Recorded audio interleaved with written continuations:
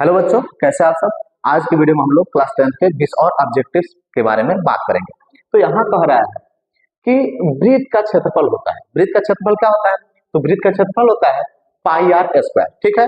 और वृत्त की परिधि क्या होती है? तो वो होता है 2 पाई आर, ठीक है। अब हम लोग बात करते हैं प्रश्न नंबर 2 की। तो प्रश्न नंबर 2 जो है वो कह रहा है कि घन का आयतन सूत्र है। घन का आयतन का सूत्र क्या होता है? ए क्यूब, ठीक है। घन का आयतन का सूत्र क्या होता है? ए क्यूब। और घन के कुल पृष्ठीय क्षेत्रफल, कुल पृष्ठ का जो क्षेत्रफल होता है वो होता है 6a स्क्वायर, ठीक है। अब हम लोग बात करते हैं प्रश्न नंबर 3 की। तो प्रश्न नंबर 3 जो है वो कह रहा है कि बेलन का आयतन, बेलन का आयतन क्या होता है? तो बेलन का आयतन होता है पाई आर स्क्वायर एच, ठीक है। अब हम लोग बात करते हैं प्रश्न नंबर 4 की। तो प्रश्न नंबर 4 जो है वो कह रहा है कि शंकु का आयतन है। प्रश्न नंबर 4 जो है वो कह रहा है शंकु का आयतन है। तो शंकु का आयतन होता है 1/3 पाई आर स्क्वायर एच, ठीक है। अब हम लोग बात करते हैं प्रश्न नंबर 5 की। तो प्रश्न नंबर 5 जो है वो कह रहा है समान त्रिभुजों के क्षेत्रफलों का अनुपात बराबर होता है। पूछ रहा है कि समान त्रिभुजों के क्षेत्रफलों का अनुपात किसके बराबर होता है? तो समान त्रिभुजों के क्षेत्रफलों के अनुपात का जो बराबर होता है वो होता है कि उनके भुजाओं के वर्ग के अनुपात के बराबर, ठीक है। अब हम लोग बात करते हैं प्रश्न नंबर 6 की। तो प्रश्न नंबर 6 जो है वो कह रहा है कि किसी घटना की प्रायिकता का मान होता है। तो यहाँ किसी घटना की प्रायिकता का मान 0 से 1 के बीच होता है, ठीक है। किसी भी घटना के प्रायिकता का मान जो होता है वो 0 और 1 के बीच होता है। अब हम लोग बात करते हैं प्रश्न नंबर 7 की। तो प्रश्न नंबर 7 जो है वो कह रहा है असंभव घटना की प्रायिकता होती है। तो असंभव घटना यानी कि जो घटना हो ही, जो संभव है ही नहीं, उसकी प्रायिकता क्या होगी? तो उसकी प्रायिकता हो जाएगी 0। यानी कि जो घटना संभव ही नहीं है वो घटना क्या होगा? 0 हो जाएगा, ठीक है। अब हम लोग बात करते हैं प्रश्न नंबर 8 की। तो प्रश्न नंबर 8 जो है वो कह रहा है कि निश्चित घटना की प्रायिकता होगी। निश्चित घटना की प्रायिकता होती है, तो निश्चित घटना की प्रायिकता होती है 1, ठीक है। अब हम लोग बात करते हैं प्रश्न नंबर 9 की। तो प्रश्न नंबर 9 जो है वो कह रहा है, प्रश्न नंबर 9 जो है वो कह रहा है औसत कहलाता है। औसत क्या कहलाता है? माध्य, ठीक है। जैसे कि हमको यहाँ दे दिया गया है 5, 4, 3, 7, 8, इन सभी का औसत निकालना है। तो औसत निकालना हो या माध्य निकालना हो, सेम फॉर्मूला अप्लाई करते हैं, सबको जोड़ देते हैं। जैसे 5 जोड़ 4 जोड़ 3 जोड़ 7 जोड़ 8 बट्टा में कर देंगे 1 2 3 4 5, ठीक है। अब सबको जोड़ देंगे 8 7 15, 15 3 18, 18 4 22, 22 5 27, 27 बट्टा 5, यानी कि जब इसको कटाते हैं तो 5.4 बार में कट जाएगा, ठीक है। अब हम लोग बात करते हैं प्रश्न नंबर 10 की। तो प्रश्न नंबर 10 जो है वो कह रहा है कि माध्य का सूत्र है। माध्य का सूत्र क्या होता है? मध्य पद तो होता नहीं है, अधिकतम में से निम्नतम को घटाएंगे वो भी नहीं होता है, संख्या बट्टा योग नहीं होता है, योग बट्टा संख्या होता है। यानी कि हम लोग ऊपर जोड़ते हैं और नीचे उनकी संख्या को लिख के कटा देते हैं, ठीक है।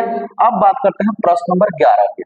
तो प्रश्न नंबर 11 जो है वो कह रहा है कि सर्वाधिक बार आने वाला मान कहलाता है। सर्वाधिक बार जो मान आता है उसको हम लोग बहुलक कहते हैं। क्या कहते हैं? बहुलक। जैसे मान लीजिए कि यहाँ पे दिया हुआ है 4 3 3 7 5 3 8, ऐसे करके दे दिया है। तो इसमें सबसे ज्यादा बार कौन आया है? 3 आया है। यहाँ पे देखिए 1 बार 2 बार 3 बार आया, यानी कि इनका बहुलक जो होगा वो क्या हो जाएगा? बहुलक जो होगा वो 3 होगा, ठीक है। तो इसीलिए सर्वाधिक बार आने वाला जो होता है वो बहुलक कहलाता है। अब हम लोग बात करते हैं प्रश्न नंबर 12 की। तो प्रश्न नंबर 12 जो है वो कह रहा है कि आंकड़ों का मध्य मान कहलाता है। आंकड़ों का जो मध्य मान होता है उसको हम लोग माध्यिका बोलते हैं। माध्यिका बोलते हैं कैसे? तो देखिए यहाँ पे दे दिया है 4 6 3 2 7 8। तो सबसे पहले तो इसको हम लोग क्या करते हैं, एक लाइन से लिखते हैं इसको असेंडिंग ऑर्डर में, जैसे बढ़ते क्रम में 2 3 4 6 7 8। अब देखते हैं इसकी संख्या कितनी है, 1 2 3 4 5 6, टोटल संख्या कितनी है? 6। अब यहाँ पर करते हैं, अगर देखते हैं तो बीच में इधर से 3 नंबर पर 4 आ रहा है, उधर से 3 नंबर पे 6 आ रहा है, तो ये दो संख्या आ रहे हैं। सबसे पहले हम लोग करते हैं 6/2 यानी कि 3। तो जो 3 नंबर पर होता है वो होता है, तो 3 नंबर पर 1 2 3 ये 4 हो रहा है, लेकिन इधर से देखें तो 1 2 3 यानी कि 6 के पास आ रहा है, और दोनों तरफ से मध्य होना चाहिए। तो इसके लिए हम लोग क्या करते हैं, इस दोनों नंबर को जोड़ देंगे और 2 से विभाजित कर देंगे। 4 और 6 10, 2 से करेंगे कितना बार में कट जाएगा, 5, यानी कि इसकी माध्यिका जो होगी वो 5 होगा। ठीक है, तो ऐसे करके हम लोग इसका माध्यिका निकालते हैं। तो जो आंकड़ों का मध्य मान होता है वो उसका माध्यिका होता है। अगर यहाँ पर ये नंबर 7 नंबर होते, तो 7 नंबर होते तो इनका जो बीच का नंबर होता है वो आपका क्या होता, माध्यिका कहलाता। ठीक है, अब हम लोग बात करते हैं प्रश्न नंबर 13 की। तो प्रश्न नंबर 13 जो है,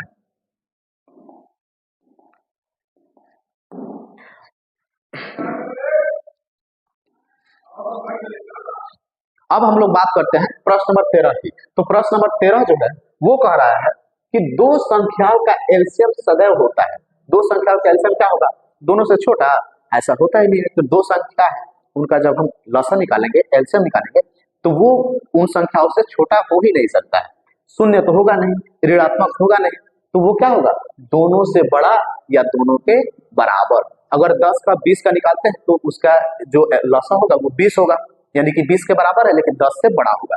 और वही 10 और 10 का निकाले तो दोनों क्या होगा, उसके बराबर होगा। ठीक है, तो दोनों से बड़ा हो सकता है या दोनों के बराबर हो सकता है, उससे छोटा नहीं होगा, ऋणात्मक नहीं होगा, ठीक है, या शून्य नहीं होगा। अब हम लोग बात करते हैं प्रश्न नंबर 14 की। तो प्रश्न नंबर 14 जो है वो कह रहा है कि रूट 144 का मान है। रूट 144 का मान क्या होता है, 144 को जब बाहर करेंगे तो वो 12 होता है, क्योंकि 12 का स्क्वायर करने पे 144 आता है। ठीक है, अब हम लोग बात करते हैं प्रश्न नंबर 15 की। तो प्रश्न नंबर 15 जो है वो कह रहा है कि 25% को भिन्न में लिखें। 25% को भिन्न में लिखना है। तो भिन्न में लिखने के लिए हम लोग क्या करते हैं, यहाँ पर जो 25% लिखा हुआ है, 25%, इसका मतलब है 25 और प्रतिशत का मतलब होता है बाई में, यानी कि नीचे 100। अब इससे जब इसको कटाएंगे तो 25 से एक बार में 25 कटेगा और 4 बार में 100 कट जाएगा, यानी कि 1/4, यानी कि हमारा जो आंसर है वो ऑप्शन नंबर सी है। ठीक है, अब हम लोग बात करते हैं प्रश्न नंबर 16 की। तो प्रश्न नंबर 16 जो है वो कह रहा है यदि tan थीटा बराबर 1 हो तो थीटा का वैल्यू, यदि tan थीटा बराबर 1 होगा तो थीटा का वैल्यू होगा 45 डिग्री। ठीक है, अब हम लोग बात करते हैं प्रश्न नंबर 17 की। तो प्रश्न नंबर 17 जो है वो कह रहा है कि त्रिभुज के कोणों का योग होता है। त्रिभुज के कोणों का योग जो होता है वो 180 डिग्री होता है। त्रिभुज में टोटल 3 कोण होते हैं और तीनों कोणों का जो वैल्यू होता है, तीनों कोणों का योग जो होता है वो 180 डिग्री होता है। ठीक है, अब हम लोग बात करते हैं प्रश्न नंबर 18 की। तो प्रश्न नंबर 18 जो है वो कह रहा है समकोण त्रिभुज में कर्ण होता है। समकोण त्रिभुज क्या होता है जी, जिसका एक कोण 90 डिग्री का होता है। जैसे ये त्रिभुज जो बन रहा है ये आपका समकोण त्रिभुज हो गया।